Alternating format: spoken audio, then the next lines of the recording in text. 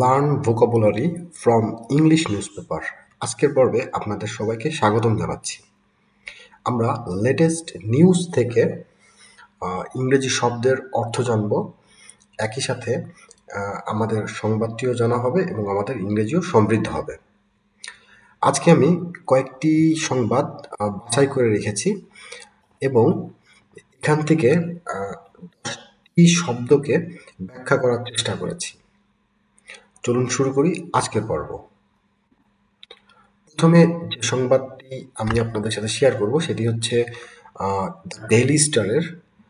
আমরা হেডিংটা পড়ি, BUET team wins first place at Johns Hopkins health care design competition. এটা হচ্ছে আমাদের হেডলাইন। হেডলাইনটার অর্থটা এরকম যে বুয়েটের যে টিম জিতেছে, উইন্স মানে হচ্ছে জেতা, প্রথম প্লেস জিতেছে at John Hopkins health care design competition নামটাই হচ্ছে Johns Hopkins health care design competition. আচ্ছা, আমরা ছবি দেখতে পাচ্ছি, এরা হচ্ছে আমাদের গর্বিত বাংলাদেশি সন্তান। আমরা এর নিচে পড়ি, team of Bangladesh university of engineering and technology BUET. তো এই পুরোটা হচ্ছে বুয়েটের ফুল ফর্ম। বিতে বাংলাদেশ, ইউতে ইউনিভার্সিটি, ইতে ইঞ্জিনিয়ারিং অ্যান্ড টিতে technology. Student has achieved ground breaking victory on the international stage.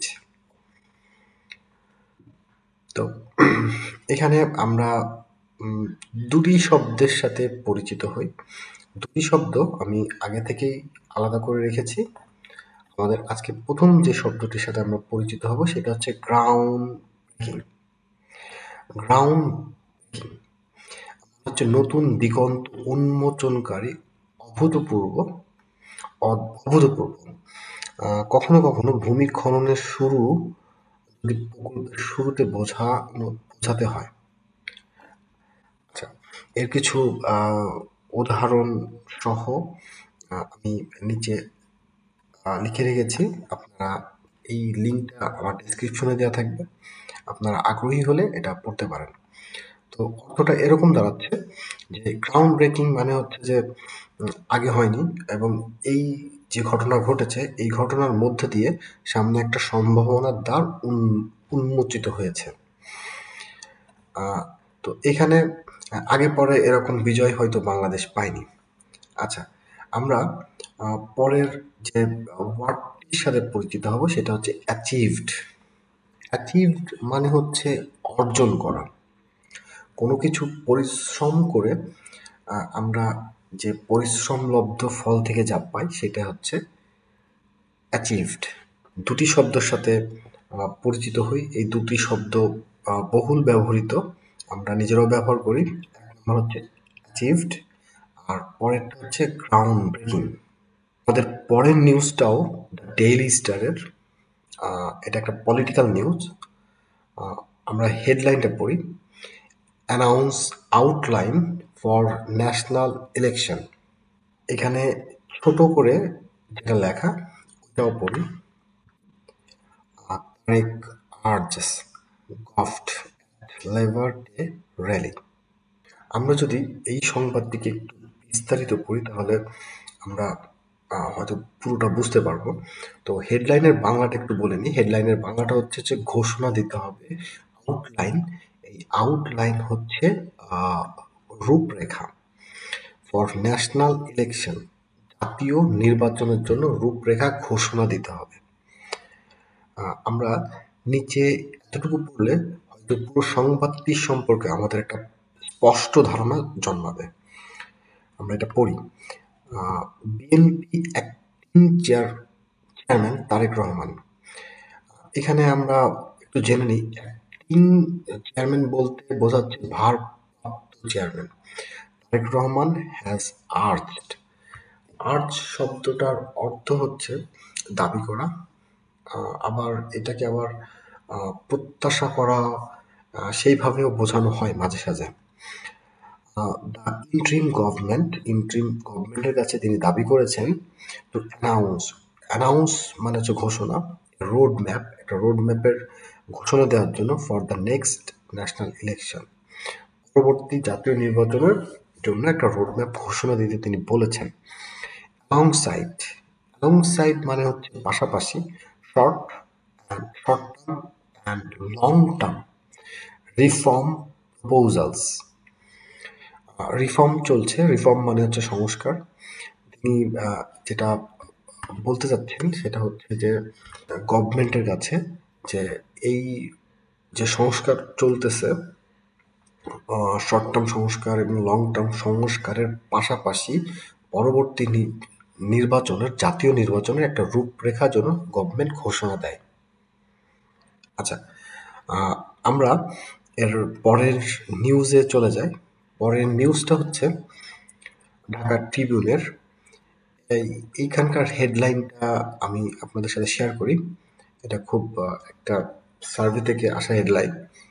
Y living Bangladesh feels like the only option for youth. এটা আমি আবার একটু স্পটলাইট দিয়ে পড়ি। আমার কাছে মনে হয়েছে এই সংবাদটি আমাদের জন্য বেশ বেশ গুরুত্বপূর্ণ। ওকে, হোয়াই লিভিং বাংলাদেশ, কেন বাংলাদেশ ছেড়ে যাওয়া ফিলস বলতে আমরা বুঝি অনুভব, কিন্তু এখানে এখানে এর অর্থটা হচ্ছে মনে করা।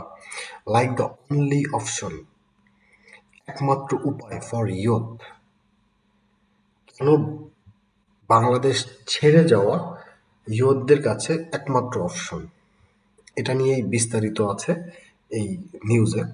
আমরা এর ছোট্ট করে নিচে লেখাটা আছে ওটা পড়ি। এ ওয়ার্ল্ড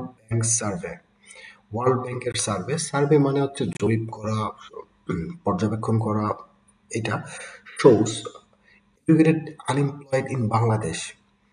আমি আবারও রিপিট করি, এডুকেটেড শিক্ষিত বেকার ইন বাংলাদেশ রোজ। এটা হচ্ছে রেইজের পাস্ট ফর্ম। আবার এটা অনেকে অর্থ বুঝতে পারে যে গোলাপ ফুল, কিন্তু এখানে এর রাইজের পাস্ট ফর্ম। এটা হচ্ছে বৃদ্ধি পেয়েছে বাই নিয়ারলি 10%। তাহলে 10% ওভার দ্য পাস্ট ডিকেড। এটাকে একটু ব্যাখ্যা করে নিই। ওভার দ্য পাস্ট ডিকেড মানে হচ্ছে 10 বছর সময়কে ডিকেড বলা হয়। গত 10 বছরে আমাদের শিক্ষিত বেকার এর শিক্ষিত বেকারের সংখ্যা বেড়েছে 10%। একটু নিচে যেয়ে আমরা এতটুকু পড়লেই বোধ হয় আমাদের ভেতরে এই সংবাদ কি নিয়ে সংবাদ তার সম্পর্কে একটা ক্লিয়ার ধারণা জন্মাবে। এটা পড়ি। The latest statistic from the United Nations Educational, Scientific and Cultural Organization UNESCO. তাহলে এইটা হচ্ছে ইউনেস্কোর full form. Reveal a sharp rise in the number of Bangladeshi. আমি এখানে আবারও আসি। রিভিল মানে হচ্ছে প্রকাশ করা। এ শার্প রাইজ ইন মানে বৃদ্ধি পাচ্ছে, এবং সংখ্যাটা বেশ চোখে পড়ার মতো। শার্প শব্দটা এই জন্য ব্যবহার করা হয়েছে। বাংলাদেশি স্টুডেন্ট গোয়িং অ্যাব্রোড মানে হচ্ছে বিদেশ। Abroad in pursuit of higher education, উচ্চশিক্ষার জন্য বিদেশ যাওয়া। অ্যান্ড বেটার লিভিং স্ট্যান্ডার্ড, এবং ভালো জীবনযাপনের জন্য বিদেশ যাওয়ার প্রবণতা বেড়েছে। আচ্ছা, এইখানে যে দুইটা শব্দের সাথে আমরা পরিচিত হব, তার একটি হচ্ছে পারসুইট। পারসুইট শব্দের অর্থ হচ্ছে সাধনা করা বা কোনো কিছু পাওয়ার জন্য লেগে থাকা। তো এখানে বোঝানো হচ্ছে যে হায়ার এডুকেশন এবং বেটার লিভিং স্ট্যান্ডার্ডের জন্য আমাদের অধিকাংশ ইয়ুথ বাইরের দেশে যাওয়াটাকেই একমাত্র অপশন বলে মনে করছেন। আচ্ছা, আমরা এর পরের নিউজে যাই। এর পরের নিউজটা হচ্ছে নিউ এজের। এখানে আমরা স্ক্রল ডাউন করি, হেডলাইনটা আমাদের এরকম: India closes air space to Pakistan airplanes. আমরা ইতিমধ্যে জেনেছি যে ইন্ডিয়া এবং পাকিস্তানের ভেতরে খুব টান টান উত্তেজনা বিরাজ করছে, যে কোনো মুহূর্তেই যুদ্ধ শুরু হতে পারে। তো এই নিউজটার একটা ছবি আমরা নিচে দেখছি। এই ছবিটার ব্যাখ্যাটা এই ইটালিক করে এখানে দেওয়া আছে, আমরা এটা পড়ি। This handout photograph taken on May 1st, 2025. এখানে হ্যান্ডআউট, এই যে হ্যান্ডআউট ফটোগ্রাফ বলতে বোঝানো হয়েছে যে যে ছবিটা আপনি স্বেচ্ছায় সোশ্যাল মিডিয়াকে দিতে পারেন। তো এরকম কোনো কেউ ছবি তুলেছিল এবং স্বেচ্ছায় এটা তাকে দিয়ে দিয়েছে। টেকেন অ্যান্ড রিলিজড, এটা রিলিজ করেছে পাবলিকলি, এটা প্রকাশ করেছে by the Pakistan's inter service public relation ISPR shows Pakistan's Army Chief General Syed Asim Munir অপসি। অপসি বলতে হচ্ছে উপরের সেন্টার, উপরের মাঝখানে, স্ট্যান্ড অন মিলিটারি ট্যাঙ্ক, দাঁড়িয়ে আছে মিলিটারি ট্যাঙ্কের উপরে, অ্যান্ড শাউট স্লোগান, এবং স্লোগান দিচ্ছেন উইথ আর্মি ট্রুপস, এই আর্মি ট্রুপসের সাথে। উইটনেস এক্সারসাইজ, তিনি একটা এক্সারসাইজ পরিদর্শনে এসেছিলেন। হ্যামার স্ট্রাইক, এটা হচ্ছে এক্সারসাইজের নাম।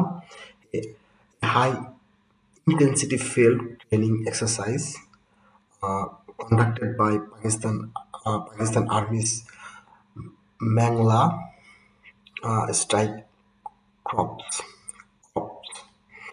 at the Tila Field firing ranges in Jhelum, Punjab Province. আচ্ছা, আমি অর্থটা একটু আপনাদের সাথে শেয়ার করি। আমরা ছবিতে দেখি যে এই যে ট্যাঙ্কের উপর দাঁড়িয়ে আছে, এই যে ট্যাঙ্কের উপর দাঁড়িয়ে আছে, এর মাঝখানে আছে army chief, Pakistani army chief. তিনি এই যে আর্মি ট্রুপ তাদের পাশে দাঁড়িয়ে আছে, তাদের সাথে স্লোগান দিচ্ছেন। তিনি এসেছিলেন এইখানকার একটা এক্সারসাইজ পরিদর্শন করতে, তার সাক্ষী হয়ে গেলেন। এবং এই যে এক্সারসাইজটা কারা পরিচালনা করছে ইত্যাদি এখানে নিচে বর্ণনা দেওয়া আছে। জায়গাটার নাম হচ্ছে ঝিলাম, পাঞ্জাব প্রভিন্স। আচ্ছা, আমরা নিচের এটা পড়ি। New Delhi closed at air space to Pakistani airplane on Wednesday. তো মানে নয়াদিল্লি ক্লোজড, বন্ধ করে দিয়েছে, ইটস এয়ার স্পেস, এর যে আকাশসীমা, তো পাকিস্তানি এরোপ্লেনদের জন্য আকাশসীমা বন্ধ করে দিয়েছে অন ওয়েডনেসডে বুধবারে, after Islamabad and Indian planes from over flying. মানে ব্যাপারটা হচ্ছে ইসলামাবাদ যখন ইন্ডিয়ার প্লেনকে তাদের আকাশসীমা ব্যবহার করতে ব্যান করেছে, তারপরে ইন্ডিয়া তাদের এয়ার স্পেস বন্ধ করে দিয়েছে পাকিস্তানি এরোপ্লেনের জন্য। The latest tit for tat measures. Tit for tat এই সম্পর্কে জানবো। এটা হচ্ছে যেমন কর্ম তেমন ফল, আপনি যেমনটা করবেন তেমন প্রতিক্রিয়া পাবেন। টিট ফর ট্যাট এর অর্থটা এরকম: মেজর্স অ্যাজ রিলেশনস বিটুইন, যে সম্পর্ক চলতেছে, দ্য নিউক্লিয়ার আর্মড রাইফেল। এটা একটা শব্দে আমরা দেখি নিউক্লিয়ার আর্মড, মানে এরা হচ্ছে পারমাণবিক অস্ত্র এদের আছে। রাইভাল মানে প্রতিদ্বন্দ্বী। Spiral into tailspin. আচ্ছা, এখানে আমরা টিট ফর ট্যাট এটার অর্থ জেনেছি অনেকটা এরকম যে আপনি যেমন করবেন তেমন প্রতিক্রিয়া পাবেন। এখানে স্পাইরাল টু ইনটু টেলস্পিন, এটা খুব এটাকে ব্যাখ্যা করি। স্পাইরাল ইনটু টেলস্পিন হচ্ছে এমন একটা পরিস্থিতি যেটা ক্রমাগত খারাপ হচ্ছে এবং যেটা নিয়ন্ত্রণের বাইরে। তো আমরা অলরেডি বুঝতে পারছি যে ইন্ডিয়া এবং পাকিস্তানের যে পরিস্থিতি সেটা নিয়ন্ত্রণের বাইরে চলে যাচ্ছে এবং সামনে ভয়াবহ কিছু হতে যাচ্ছে। আমি আবারও আপনাদের স্মরণ করিয়ে দিচ্ছি, এই যে এইখানে এই যেটা আমি শব্দার্থগুলো এখানে সাজিয়ে রেখেছি, আপনারা আপনাদের প্রয়োজন মতো এইখান থেকে পড়ে নিতে পারেন। তাহলে আপনাদের এই নিউজগুলা সম্পর্কে ধারণা স্পষ্ট হবে। এই শব্দগুলো আমরা জানবো, আমরা এগুলোকে ব্যবহার করতে শিখবো, আমাদের ইংলিশ দক্ষতা বাড়বে। আচ্ছা, আজকে আমাদের শেষ যে নিউজটা সেটা হচ্ছে দ্য ডেইলি সান। ডেইলি সানের নিউজ, এই যে আমরা হেডিংটা পড়বো, thousands get little progress as workplace safety remain elusive। আমরা নিউজটা হেডিংটা আবারও পড়ি।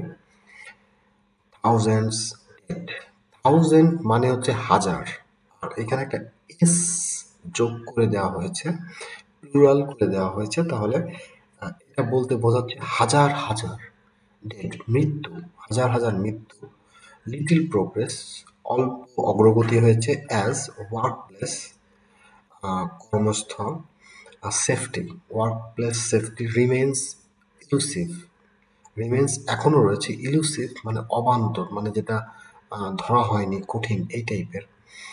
আমরা নিচে এই ছবিটাকে একটু দেখি।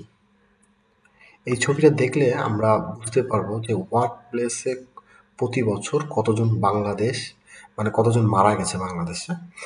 যদি 2015 সাল দেখি, তাহলে 2015 সালে ওয়ার্ক প্লেসে মারা গেছে 363 জন। এভাবে প্রত্যেকটা বছর অনুযায়ী এখানে মৃতের সংখ্যা দেওয়া হয়েছে। তো সেক্ষেত্রে গতকাল মে ডে ছিল, মেয়েদের জন্য এই নিউজটা স্পেশালি তৈরি করা হয়েছিল, যাতে আমাদের মানে ন্যায্য শ্রমিকদেরকে আমরা যথাসময় দিতে পারি এবং ওয়ার্ক প্লেসের যে সেফটি সেটা আরো জোরদার করতে পারি। তো আজকে ছিল এই পাঁচটি নিউজ থেকে আমি 10টি শব্দকে আলাদা করেছি। আমি এটা ডেসক্রিপশনে দিয়ে রাখবো, আপনারা প্রয়োজন মতো এটা দেখে নিতে পারেন। তো ভিডিওটা যদি আপনাদের ভালো লেগে থাকে তাহলে অবশ্যই লাইক কমেন্ট করবেন, আর পরবর্তী ভিডিও পাওয়ার জন্য অবশ্যই আমার চ্যানেলটি সাবস্ক্রাইব করবেন। আজকের মতো বিদায় নিচ্ছি, টাটা।